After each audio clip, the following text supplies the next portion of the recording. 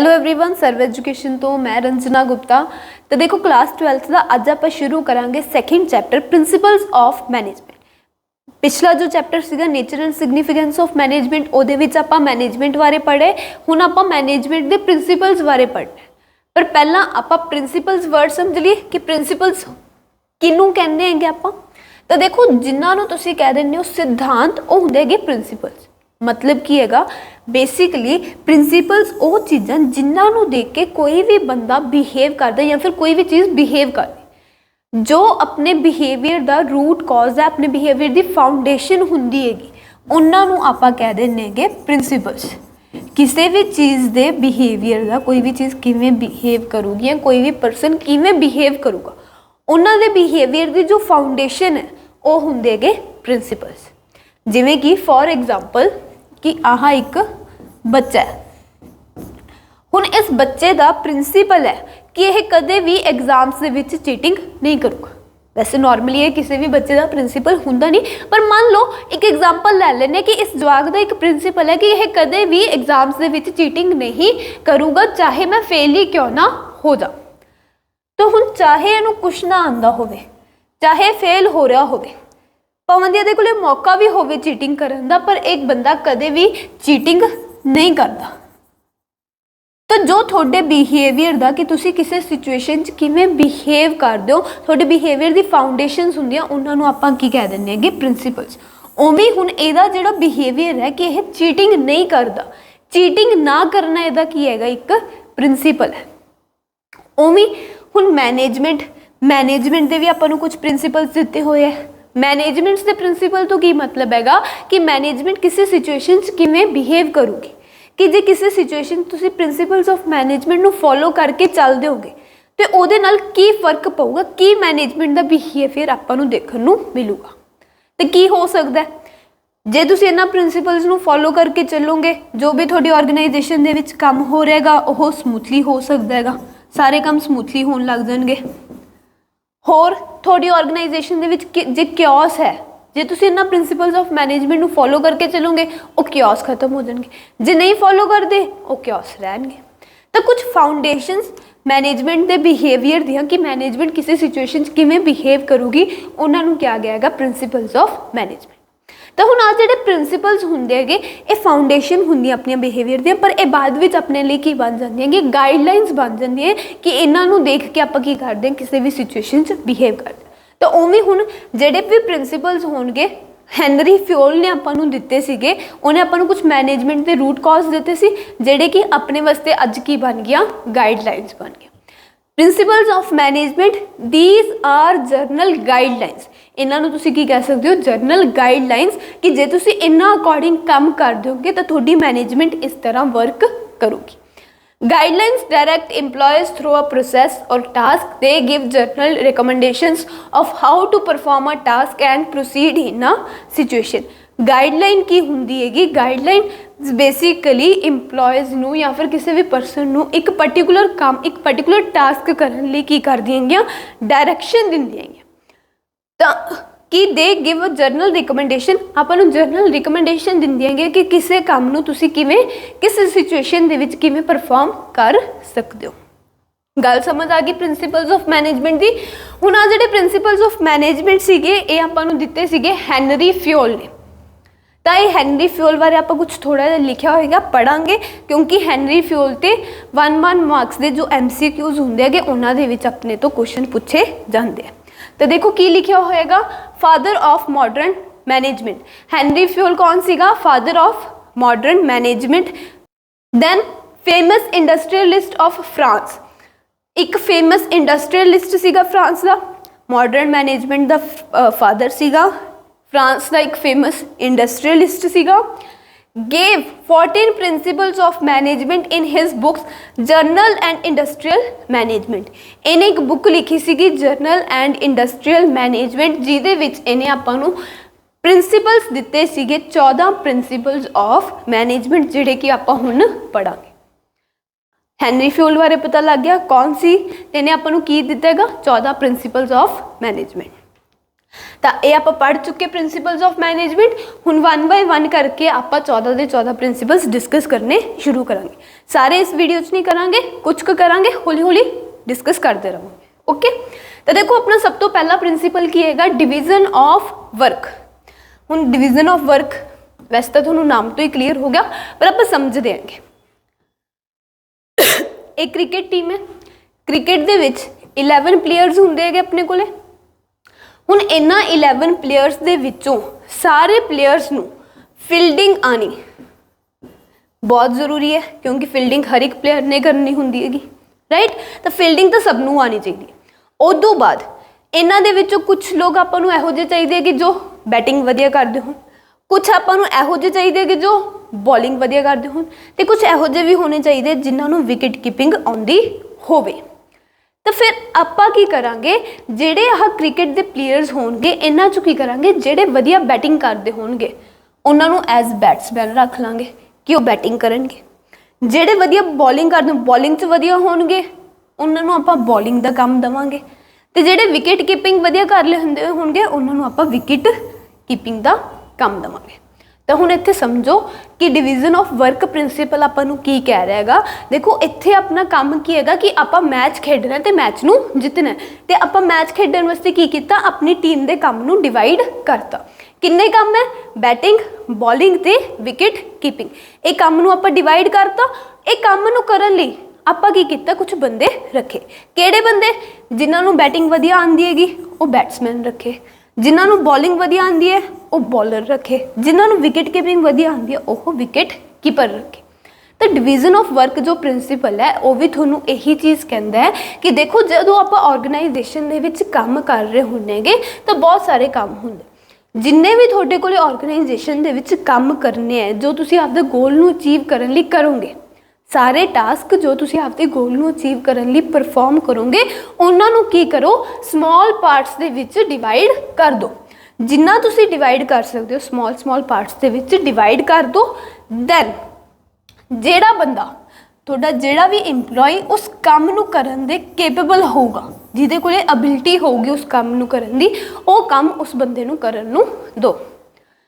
जदों ओह बंदा इक्को ही काम बार बार करूगा, जिवें कि जे इत्थे आ बंदा बैटिंग बार बार करूगा तो उहदे नाल की होगा, इहदी जो बैटिंग वाली स्किल्स हैगियां ओह इंप्रूव हो जाणगियां। बैटिंग दे विच इहदी स्पैशलाइजेशन आ जूगी, इहदी एफिशिएंसी की हो जूगी, इनक्रीज हो जूगी। उवें फ्यूल कहता हैगा ऑर्गेनाइजेशन दे विच भी जिन्ना तुसीं काम नूं वंड सकदे होगे काम नूं वंड दो, दैन उस बंदे नूं ओह काम करन नूं दो जिहदा उस काम दे विच इंटरस्ट होवे ते ओह बंदा ओह काम कर सके। जदों ओह बंदा बार बार उस काम नूं करूगा तो उहदे नाल की होगा, उहदी उस काम दे विच एफिशिएंसी इनक्रीज हो जूगी ते आपां स्पैशलाइजेशन गेन कर लांगे, आपां स्पैशलाइजेशन भी अचीव कर सकते हैं। तो देखो बुक दे विच की लिखिया होएगा, आही लिखिया होएगा, according to this principle work must be divided into smaller parts. Work नूं की कर दो, स्मॉलर पार्ट्स दे विच डिवाइड कर दो, एंड असाइनड टू इंडिविजुअल्स, ते उन्हां कामां नूं की करो, इंडिविजुअल्स नूं यानी कि इंप्लॉयज़ नूं काम दे दो, असाइन कर दो on the basis of their ability. पर काम देना किवें हैगा, उन्हां दी एबिलिटी दे हिसाब नाल, सो दैट तां करके की हो सके, स्पैशलाइजेशन कैन बी अचीव्ड। तां क्यों करनी है ये सारियां चीज़ां, क्यों काम नूं वंडना ते क्यों उस बंदे नूं काम देना जिहड़ा ये काम कर सकदा है, तां कि आपां ऑर्गेनाइजेशन दे विच स्पैशलाइजेशन अचीव कर सकीए। Specialisation can be achieved through repetitive action. किवें स्पैशलाइजेशन अचीव होगी, जदों वो बंदा बार बार यही एक्शन परफॉर्म करूगा, यही काम करूगा तो उहदे काम दे विच की आ जूगी, स्पैशलाइजेशन आ जूगी। तो डिवीजन ऑफ वर्क जो प्रिंसीपल है वो अपना दो चीज़ों ते फोकस करता है, स्पैशलाइजेशन ते एफिशिएंसी, कि आपां स्पैशलाइजेशन इनक्रीज करनी हैगी ते एफिशिएंसी भी इनक्रीज करनी है। वो किवें इनक्रीज होगी कि जदों तुसीं काम नूं की करोगे, वंड दोगे तो एक पर्टिकुलर काम एक पर्टिकुलर बंदे नूं काम नूं करन नूं दोगे। जदों वो बार बार करी जाऊगा तो यह दोनों चीज़ां तुसीं की कर सकते हो, अचीव कर सकते हो। समझ आ गया।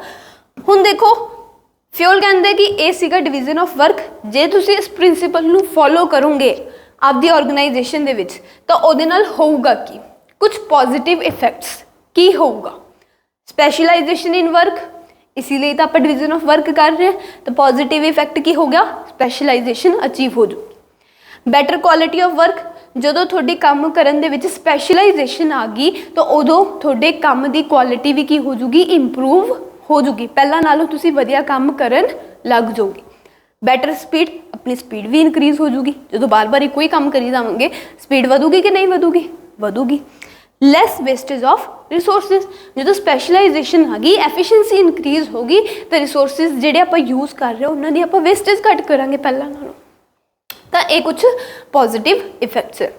ਹੁਣ ਕਈ ਵਾਰੀ ਪੇਪਰ ਦੇ ਵਿੱਚ ਆਪਾਂ ਨੂੰ ਵਾਇਓਲੇਟਿੰਗ ਇਫੈਕਟਸ ਵੀ ਪੁੱਛ ਲੈਂਦੇ ਹੁੰਦੇ ਆ। ਵਾਇਓਲੇਟਿੰਗ ਇਫੈਕਟਸ, ਪੋਜ਼ਿਟਿਵ ਇਫੈਕਟਸ ਤਾਂ ਹੈ ਕਿ ਜੇ ਇਹ ਪ੍ਰਿੰਸੀਪਲ ਤੁਸੀਂ ਫੋਲੋ ਕਰੋਗੇ ਕੀ ਫਾਇਦੇ ਹੋਣਗੇ। ਵਾਇਓਲੇਟਿੰਗ ਇਫੈਕਟਸ ਕਿਹੜੇ ਹੋਣਗੇ ਕਿ ਜੇ ਇਹ ਤੁਸੀਂ ਪ੍ਰਿੰਸੀਪਲ ਫੋਲੋ ਨਹੀਂ ਕਰਦੇ ਫਿਰ ਕੀ ਹੋਊਗਾ, ਤੇ ਕੀ ਹੋਊਗਾ? ਇਹਦਾ ਉਲਟਾ ਹੋਊਗਾ। ਜੇ ਤੁਸੀਂ ਇਹ ਪ੍ਰਿੰਸੀਪਲ ਫੋਲੋ ਨਹੀਂ ਕਰਦੇ ਸਪੈਸ਼ਲਾਈਜੇਸ਼ਨ नहीं आऊगी, प्रिंसिपल फॉलो नहीं करोगे बेटर क्वालिटी वर्क दी नहीं होगी, स्पीड बेटर नहीं होगी, तो रिसोर्सिस की वेस्टेज भी किते ना किते हो सकती है। तो जे थोनू वायलेटिंग इफेक्ट्स पूछ लेंदे हैगे तो एक चीज़ याद कर लो, पॉजिटिव इफेक्ट्स याद कर लो, वायलेटिंग आपां की करना हैगा उन्हां दा उल्टा बना के लिखिया है। सारे चीज़ों च नो करो कि no specialisation can be achieved, no better quality of work, no better speed, ते more wastage of resources. Clear हो गया पॉइंट? चलो जी, ये सीगा अपना पहला प्रिंसीपल डिवीजन ऑफ वर्क। हुण आपां चलदे हां अगले प्रिंसीपल ते, अथॉरिटी एंड रिस्पॉन्सिबिलिटी। पहला एग्जाम्पल ना समझांगे फिर आपां बुक वाला पढ़ांगे। तो देखो अथॉरिटी एंड रिस्पॉन्सिबिलिटी की कहंदा है। अथॉरिटी मतलब कि किसी बंदे नूं पावर देना, ठीक है। रिस्पॉन्सिबिलिटी मतलब कि किसी काम की जिम्मेवारी देना। तो हुण इत्थे देखो स्क्रीन ते तुहानूं शो हो रहा हैगा कुछ पिक्चर्स। एक जवाक है, इहदा आपां कुछ नाम रख लिए, मान लो कि इहदा नाम है चिंटू, जो भी तुहानूं नाम पसंद है वो रख लो, मैं एक बारी चिंटू रखता, ठीक है। इहदा नाम चिंटू है, ये चिंटू दी मम्मा है। चिंटू दी मम्मा ने चिंटू नूं की दिते पैसे, काहदे लई? सर्फ एक्सल लिआउण नूं। चिंटू की मम्मा कहते कि बेटा मैं शाम को कपड़े धोने हैगे, मैनू शाम तक सर्फ एक्सल लिया के दे दी दुकान तो। गल समझ आ गई? की कहना आप शाम तक सर्फ एक्सल लैके आना चिंटू ने। हुण चिंटू देखो दुकान ते जांदा है, दुकानदार नूं पैसे फड़ाउंदा हैगा ते कहंदा कि मैनू सर्फ एक्सल दे दो। दुकानदार की कहंदा हैगा कि सर्फ एक्सल नॉट अवेलेबल, कि साडे कोले सर्फ एक्सल तां है नहीं, तुसीं इन्हां दे विचों जो सर्फ पएगे इन्हां दे विचों कोई लै जाओ। तो हुण चिंटू उन्हां दे विचों कोई सर्फ नहीं लैके आया, घरे जाके मम्मी नूं कहंदा पैसे फड़ लो, सर्फ एक्सल तां है नहीं सी। मम्मी कहंदे कि यार सर्फ एक्सल नहीं सी तो कोई होर सर्फ लिआंदा, आपां कपड़े ही धोने सीगे, सर्फ एक्सल नाल किहड़ा बन्ने होए सी, सर्फ एक्सल नहीं सी तो कोई होर लिआंदा, एरियल लिआंदा, जो भी दुकान ते पए सी उन्हां चों कोई चक लिआंदा। चिंटू कहंदा यार तुसीं मैनूं इन्नी गल कही नहीं, तुसीं मैनूं कहा सी, तुसीं तां मैनूं इन्ना कहा सीगा कि सर्फ एक्सल लैके आउणा है, सर्फ एक्सल नहीं सीगा मैं मुड़े आया। जे तुसीं मैनूं ये गल भी कह दिंदे नाल कि सर्फ लिआई, सर्फ एक्सल पहली प्रायोरिटी हैगी कि पहला सर्फ एक्सल लैके आने, जे सर्फ एक्सल ना मिलिया फिर कोई मर्जी आपदे हिसाब नाल एक सर्फ लिआई वधिया जा, आपां कपड़े धो लांगे शाम। कहंदा तुसीं मैनूं ये गल कही नहीं, मैं काम नहीं करके आया, मैं पैसे मोड़ लिया, मैनूं सर्फ एक्सल मिलिया नहीं। तो हुण देखो इत्थे की गल समझ आ रही है, चिंटू दे मम्मा ने चिंटू नूं एक रिस्पॉन्सिबिलिटी दिती सीगी कि उन्हें शाम तक सर्फ लिया के देना, बट वो रिस्पॉन्सिबिलिटी चिंटू तो पूरी नहीं हुई। क्यों नहीं पूरी हुई? क्योंकि चिंटू कोले सफिशेंट अथॉरिटी नहीं सीगी इस रिस्पॉन्सिबिलिटी नूं पूरा करन लई। सफिशेंट अथॉरिटी मतलब कि चिंटू दे मम्मा ने उन्हों ये गल नहीं कही सीगी कि जे सर्फ एक्सल ना मिले कोई भी सर्फ लिया दी मैं कपड़े धो लूँगी। जे वो इन्नी गल कह देंदे तो ओहदा मतलब की सीगा चिंटू कोले कुछ पावर आ जाती कि वह आपदे अकॉर्डिंग डिसाइड कर सकदा सीगा कि दुकान चो जिन्ने भी सर्फ पए सी उन्हां चों एक सर्फ लिया के वो मम्मा नूं दे दे। बट इत्थे ਉਹਦੇ ਮੰਮਾ ने ये चीज़ पावर ਉਹਨੂੰ नहीं ਦਿੱਤੀ ਸੀਗੀ ਤਾਂ ਉਹ बिना रिस्पॉन्सिबिलिटी पूरे ਕੀਤੇ ਘਰੇ आ गया। तो हुण इनू जे आपां ऑर्गेनाइजेशन के पॉइंट ऑफ व्यू तो समझिए ये चीज़ तो अपनी ऑर्गेनाइजेशन भी हो सकती है। तुसी आपदे इंप्लॉय नू कोई काम करन दी रिस्पॉन्सिबिलिटी दे रहे होगे बट वो रिस्पॉन्सिबिलिटी नू पूरा करन लई जे तुसी उन्होंने सफिशेंट अथॉरिटी सफिशेंट पावर नहीं दिंदे कि वो डिसाइड कर सके तो वो भी तो चिंटू वांगू आपकी रिस्पॉन्सिबिलिटी पूरी किते बिना वापस आ सकता कि नहीं आ सकता, बिल्कुल आ सकता है। तो वो लिए ही फ्योल ने आपको की किया है यह प्रिंसीपल दिता है अथॉरिटी एंड रिस्पॉन्सिबिलिटी। ये प्रिंसीपल आपको की कहता है कि जो तुसी किसी भी बंदे नू कोई रिस्पॉन्सिबिलिटी दे रहे हो काम करने की कि कोई जिम्मेवारी दी है कि यह काम पूरा होना चाहिए वो काम नू पूरा करने लई उस परसन नू सफिशेंट अथॉरिटी भी नाल दो। जे उन्होंने सफिशेंट अथॉरिटी दी होगी तो ही वो बंदा फ्रीली काम पूरा कर सकता है, अदरवाइज वो काम पूरा नहीं कर सकता। तो देखो की लिखा होएगा according to this principle authority and responsibility goes hand in hand. मतलब कि इस प्रिंसिपल के अकॉर्डिंग अथॉरिटी ते जो रिस्पॉन्सिबिलिटी है वो की है कट्ठे कट्ठे चलते, गोज हैंड इन हैंड, कट्ठे कट्ठे मूव करते। The person who is given any responsibility, जेड़े बंदे नू तुसी कोई भी रिस्पॉन्सिबिलिटी दे रहे हो मस्ट बी इक्विप्ड, उस बंदे नू उस रिस्पॉन्सिबिलिटी दे नाल with enough authority to fulfil it. उस बंदे नू रिस्पॉन्सिबिलिटी दे नाल किस चीज़ नाल इक्विप करो, किस चीज़ नू देना आपां उन बंदे नू रिस्पॉन्सिबिलिटी दे नाल सफिशेंट अथॉरिटी ताकि ओह आपदी इस रिस्पॉन्सिबिलिटी नू पूरा कर सके। गल समझ आ गई? सिंपल जी गल है, अथॉरिटी एंड रिस्पॉन्सिबिलिटी। कदे भी रिस्पॉन्सिबिलिटी कल्ली दिती नहीं जा सकती। जे तुसी रिस्पॉन्सिबिलिटी दे रहे होंगे नाल की देनी हैगी आपां अथॉरिटी। कितनी अथॉरिटी? सिर्फ उस काम नू जिन्नी तुसी रिस्पॉन्सिबिलिटी दिती हैगी उस रिस्पॉन्सिबिलिटी नू पूरा करन जिन्नी अथॉरिटी देनी है।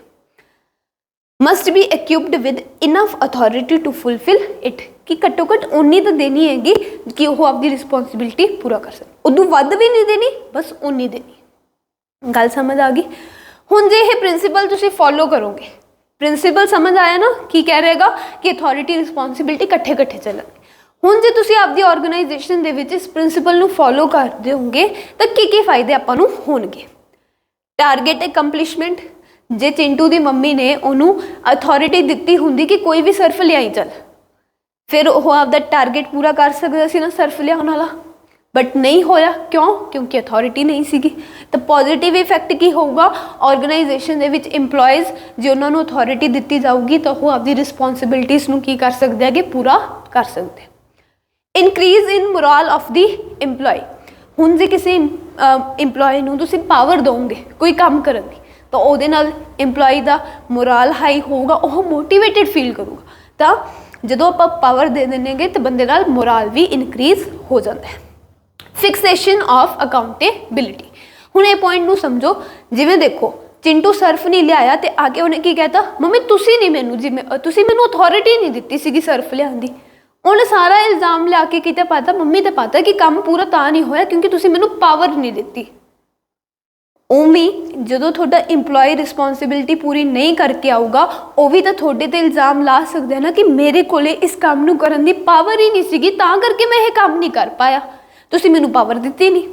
तो फिर उत्थे तुसी अकाउंटेबिलिटी फिक्स नहीं कर सकते। अकाउंटेबिलिटी मतलब कि जवाबदेही, आंसरेबिलिटी, कि जे काम नहीं पूरा होया किहड़ा बंदा आंसरेबल होगा, तो वो चीज़ तुसी इत्थे फिक्स नहीं कर सकते जे तुसी बंदे नूं अथॉरिटी नहीं दिंदे। अथॉरिटी दी होगी तो आप अकाउंटेबिलिटी भी बहुत ईजिली फिक्स कर सकते हैं। समझ आ गया? हुण ओही जे वायलेटिंग इफेक्ट्स लिखांगे तो की लिख देंगे? टारगेट पूरा नहीं हो सकता, इंप्लॉयज़ का मोराल इनक्रीज नहीं होगा, अकाउंटेबिलिटी भी फिक्स नहीं की जा सकती। पॉजिटिव आगे तो इदा लिख देना है, वायलेटिंग आगे तो नैगेटिव कि अकाउंटेबिलिटी फिक्स नहीं होगी, मोराल इनक्रीज नहीं होगा तो टारगेट पूरा नहीं होगा। दसो बिल्कुल क्लीयर हो गया? डिवीजन ऑफ वर्क ते अथॉरिटी एंड रिस्पॉन्सिबिलिटी। चलो नैक्सट प्रिंसीपल थर्ड ते अज दा अपना last principal, unity of command. हुण ए प्रिंसीपल नूं समझदे पिछली एग्जाम्पल चिंटू सीगा, इनू मान लो चिंकी, ये चिंकी है। हुण देखो चिंकी दे माइंड दे विच कितनी कन्फ्यूजन चल रही, चिंकी कन्फ्यूज हो रही है। क्यों कन्फ्यूज हो रही है? इधर देखो होमवर्क की होमवर्क मिले, science test of chapter 3, science वाले मैम ने चैप्टर 3 का टेस्ट लेना है, कर लो। मैथ्स टेस्ट ऑफ एक्सरसाइज 4 एक होर टेस्ट है। इंग्लिश टेस्ट ऑफ चैप्टर 5 तीजा टेस्ट आ गया। SST test of full history, 4 test है। तो SST तो फुल हिस्ट्रीज है। हुण बेचारी मत्था फड़ के बैठी है, कन्फ्यूज हो जाती है कि मैं की करा, साइंस पढ़ा, मैथ पढ़ा, इंग्लिश पढ़ा कि SST पढ़ा की। तो हुण इत्थे कन्फ्यूज हो जाती है, सोच रही है कि जे मैं साइंस पढ़ ली फिर SST वाली मैडम डंडा मारू, मैथ भी नहीं छड्ड सकती, मैथ वाले सर भी स्ट्रिक्ट है, देखो किन्ने स्ट्रिक्ट है सर। SST वाली मैडम के हत्थ च डंडा है, साइंस वाली मैडम के हत्थ च डंडा है, इंग्लिश वाली मैडम के हत्थ च भी डंडा है, सारियां डंडा चक के आती है। हुण किहड़े मैडम का काम करे, किहड़ी मैडम का छड्डे, वो बेचारी कन्फ्यूज परेशान तो करे की। तो हुण देखो इस तो आप समझना की है, इस तो आप इस एग्जाम्पल तो यूनिटी ऑफ कमांड प्रिंसीपल समझना है। चिंकी दी परेशानी तो आप की समझना है यूनिटी ऑफ कमांड प्रिंसीपल। किवें समझोगे कि देखो इको ही टाइम ते चिंकी नू 4 टेस्ट मिल गए, 4 टीचर्स ने कल की लैने गे टेस्ट लैने। हुण इत्थे चिंकी की हो रही है कि परेशान हो रही है कि मैं पहला पढ़ा की छड्डा की करा। जे मान लो साइंस पढ़ती है SST वाली मैडम बोलती है, हुण चिंकी की करती है, मान लो आप सोच ही लेंगे कि चलो यार थोड़ा थोड़ा सारा पढ़ लेना, थोड़ा साइंस पढ़ लेना, थोड़ा मैथ, थोड़ा इंग्लिश, थोड़ा SST, ठीक है। इन्हें भी आई किया, थोड़ा थोड़ा सारा पढ़ लिया। हुण थोड़ा थोड़ा पढ़ तो लिया, कल नूं टेस्ट हो गया, टेस्ट जो नंबर नहीं आए। समझ रहे हो की हो रहेगा? देखो की होएगा कि थोनू इको ही टाइम ते बहुत सारे थोड़े टीचर्स ने की देता गा काम देता। हुण वो काम कट्ठे देण नाल की रिजल्ट होएगा, इत्थे बच्चा कन्फ्यूज हो रहेगा, परेशान हो रहा कि मैं किहदा काम करा किहदा काम ना करा। उवें जदों तुसीं ऑर्गेनाइजेशन दे विच भी एक बेचारे इंपलॉय नूं 4-5 मैनेजर्स मिलके कट्ठे इको टाइम ते काम दे दोगे तो वो इंपलॉय भी की होगा, परेशान होगा, जिवें चिंकी परेशान हो रही सी। वो भी अद्धा टाइम ये सोचण ते वेस्ट कर दूगा कि मैं इन्ना चो पहला करा तो करांगी। जिवें इत्थे ये इंपलॉय परेशान हो रहा है कि मैं किहड़े मैनेजर का काम करा, किहड़े मैनेजर का काम छड्डा। चलो आप ये भी मान लेने कि चिंकी ने की किया, थोड़ा थोड़ा सारा पढ़ना शुरू करता कि थोड़ी जी साइंस पढ़ ली, थोड़ा मैथ पढ़ लिया, थोड़ा इंग्लिश पढ़ लिया, थोड़ा SST पढ़ लिया, पर चंगी तरह तो कोई भी नहीं पढ़िया। कल नूं जदों टेस्ट होऊगा नंबर किसे चों नहीं आएंगे, इहदा रिजल्ट की होऊगा कि किसे चों भी चिंकी दे एफिशिएंट नंबर नहीं आएंगे। तो हुण यूनिटी ऑफ कमांड प्रिंसीपल जो फ्योल ने आपां नूं दिता सीगा वो भी इस बेसिस ते ही दिता सीगा कि जदों तुसीं किसी एक इंपलॉय नूं 2-3 मैनेजर्स कट्ठे मिल के इको ही टाइम ते काम दे दोगे तो उहदा रिजल्ट की होगा, मैनेजर्स कन्फ्यूज होणगे, वो काम नहीं कर पाएंगे तो काम दे विच जो भी उन्हां दी एफिशिएंसी होगी वो एफिशिएंसी की हो जूगी, डिक्रीज हो जूगी, क्योंकि वो बंदा समझ ही नहीं पा रहा मैं काम की करा। समझ आया? तो यूनिटी ऑफ कमांड की कहता है, कमांड दे विच की होनी चाहिए हैगी यूनिटी। मतलब कि जदों तुसी किसी इंपलॉय नूं कमांड दे रहे हो, काम दे रहे हो, एक इंपलॉय नूं एक टाइम ते एक मैनेजर ही की दूगा, कमांड दूगा। एक टाइम ते 2 मैनेजर्स कट्ठे एक इंपलॉय नूं कमांड नहीं दे सकते। ये कहता है यूनिटी ऑफ कमांड। तो हुण इत्थे भी यही कहता है कि इन्ने सारे टेस्ट कट्ठे ना रखो, एक अद्धा रख दो। गल समझ आ गई? तो देखो according to this principle a subordinate basically employees जो किसी दे थल्ले काम करते हैं। A subordinate should receive orders from one superior head नूं क्या गया only at a time and must be answerable to that superior only. की कहंदा है प्रिंसीपल आपां नूं कि according to this principle a subordinate should receive, जिहड़ा सबऑर्डिनेट हैगा जो भी परसन किसी बंदे दे थल्ले काम कर रहा हैगा ओनू एक टाइम ते वन सुपीरियर, एक टाइम ते एक सुपीरियर, एक हैड की दूगा ऑर्डर्स दूगा, should receive orders from one superior कि एक सबऑर्डिनेट एक टाइम ते इको ही सुपीरियर तो ऑर्डर्स रिसीव करे ते उसी सुपीरियर नूं की होवे आंसरेबल होवे।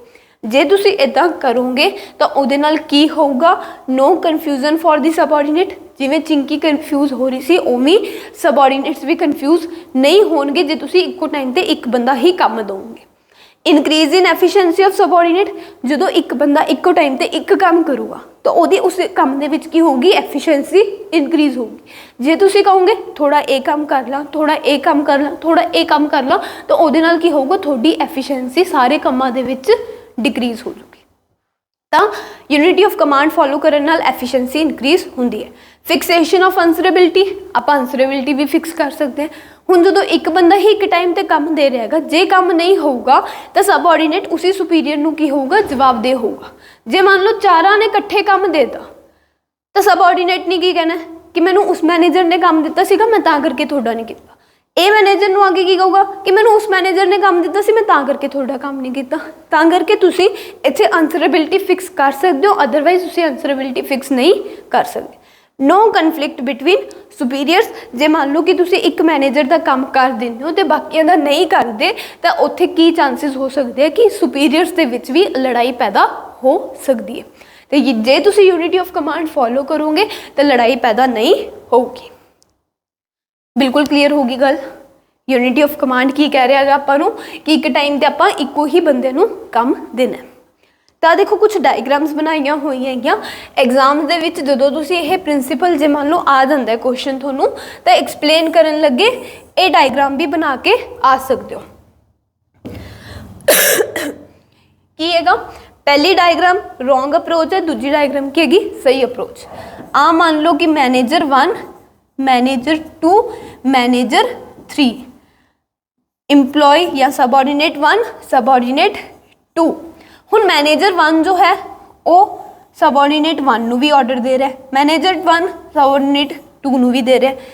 ये चीज़ पॉसिबल है कि एक मैनेजर एक टाइम ते 2-3 सबऑर्डिनेट्स नूं काम देवे, ये चीज़ तो हो सकती है। बट हुण देखो सबऑर्डिनेट 1 जो है वो मैनेजर 1 तो ऑर्डर रिसीव कर चुकिया, इधरों मैनेजर 3 भी इनू ऑर्डरस दे दिंदा है, उवें सबऑर्डिनेट 2 मैनेजर 1 तो ऑर्डर रिसीव कर चुकिया, मैनेजर 2 भी इनू ऑर्डर दे दिंदा है। तो ये चीज़ यूनिटी ऑफ कमांड की कहंदा हैगा गलत है।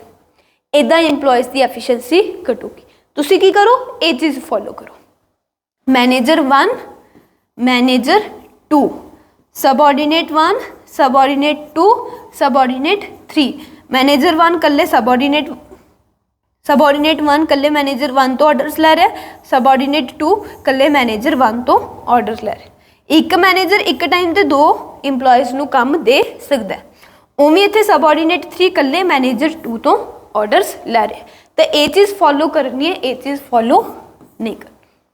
क्लीयर होगी गल। जदों तुहानूं ये चीज़ आती है कि इदां 2 डायग्राम्स बना के एक्सप्लेन करो कि आह चीज़ रॉन्ग अप्रोच है, आह चीज़ राइट अप्रोच है, दसो क्लीयर है बिल्कुल। तो देखो प्रिंसीपल्स ऑफ मैनेजमेंट जो आपां 14 प्रिंसीपल्स जो अज सिर्फ 3 प्रिंसीपल्स डिस्कस किए हैं, division of work, authority and responsibility ते यूनिटी ऑफ कमांड। जे इन्हां तिन्नां दे विचों तुहानूं कोई भी डाउट होवे कमेंट सैक्शन दे विच अपने डाउट्स लिख दिओ, ठीक है। आपां कल नूं फिर तो डिस्कस कर लांगे। Thank you so much, have a good day.